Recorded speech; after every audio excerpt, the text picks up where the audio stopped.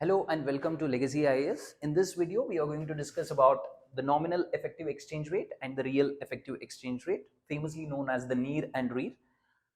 So these two are not exchange rates per se, they are index numbers, just like we have the consumer price index and the wholesale price index.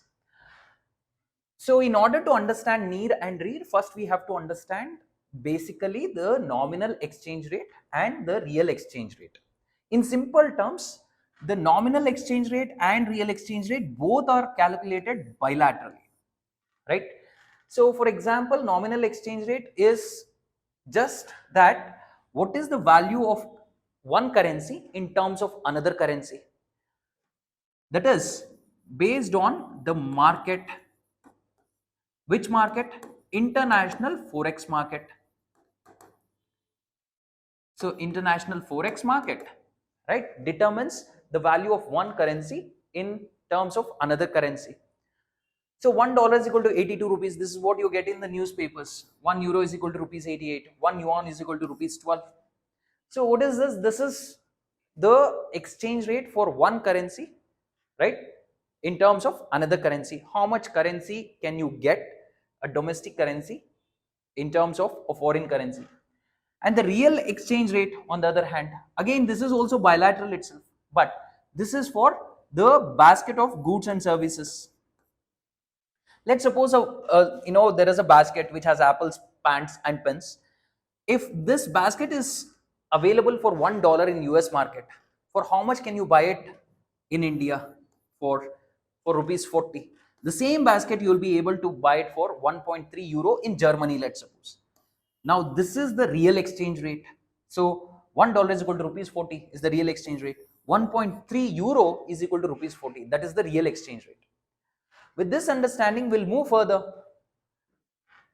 We'll consider NEER first, nominal effective exchange rate. To understand this, see, we saw that $1 is equal to how many rupees? 82 rupees. That is bilateral. How the rupee performs against the dollar. But what if the entire world had one particular currency? We'll call that one particular currency as theta. So we can consider it for the rest of the world, or we can consider it for what? Some trading partners, some of our major trading partners. Only those currencies we can consider, and we can put them together and call it as one currency. So how is rupee performing against the currencies of all our trading partners? How many trading partners we can consider? 6, 24, 36, 40. It depends.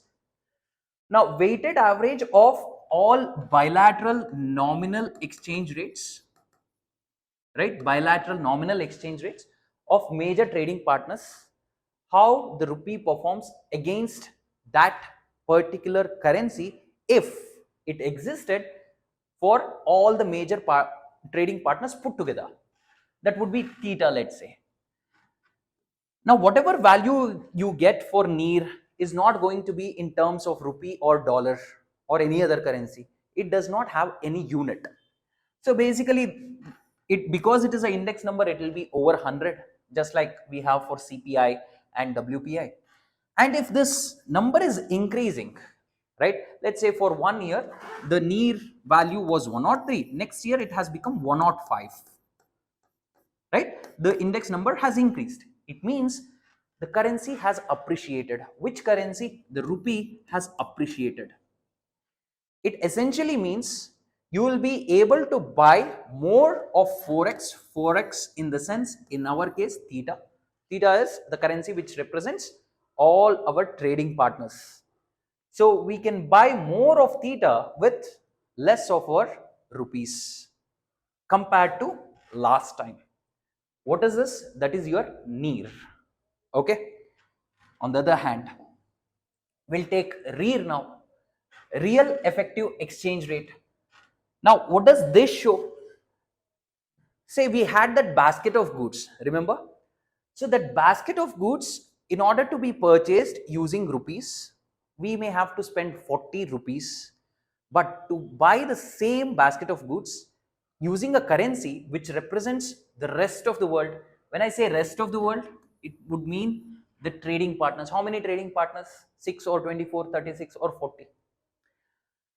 So the weighted average of bilateral real exchange rates of those many countries will represent that using a particular currency called delta.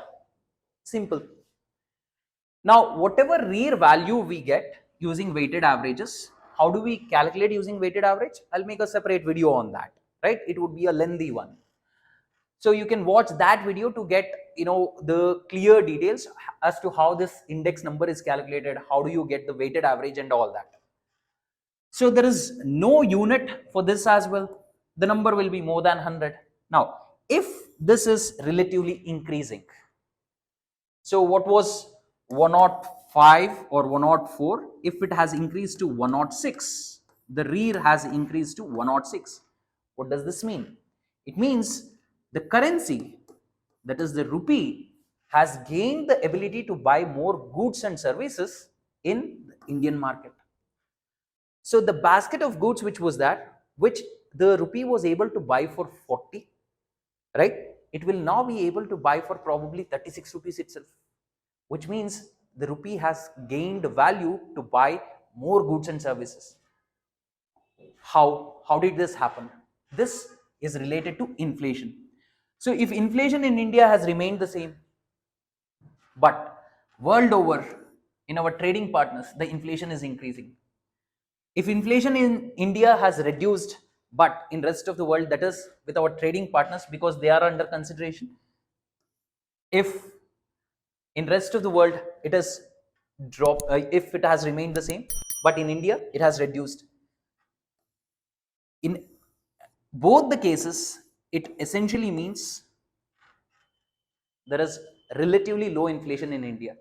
If there is low inflation in India, it means you will be able to get the goods for low prices. That basket, you can find it for less price, which means less erosion of our currency value. In fact, compared to delta, our currency value would have increased compared to delta. Now, because of that, this is what would happen in the Indian market and the rest of the world market. When I say rest of the world market, that would be your trading partners market. So Indian market, as I told you, the goods and services will be cheaper. The basket will be cheaper now because of low inflation. Because the basket is cheaper, people want to buy the goods and services in the Indian market itself. What would they do? They would demand for more rupee. Because of that, our currency would appreciate. Demand for the currency increases, which means currency appreciates. Now, what about the rest of the world? The same basket has become costlier. You have to spend more of delta in another market if they want to buy the Indian goods and services. The demand for delta would automatically drop, right? The erosion of that currency value would happen. Why? Because the prices are increasing. Depreciation of that currency would happen. So whenever that currency depreciated, they have to spend more of delta to buy the same amount of Indian goods and services, which means exports will not be cheaper. Indian exports will not be cheaply available for them. Basically, the trade competitiveness will drop for the Indian goods to be sold abroad. Hope you understood the entire concept of NEER and REER. If you want to know the details of how the index number is calculated, as well as how NEER and REER are actually calculated, you can watch the detailed video on the same topics. Thank you for watching. Have a nice day.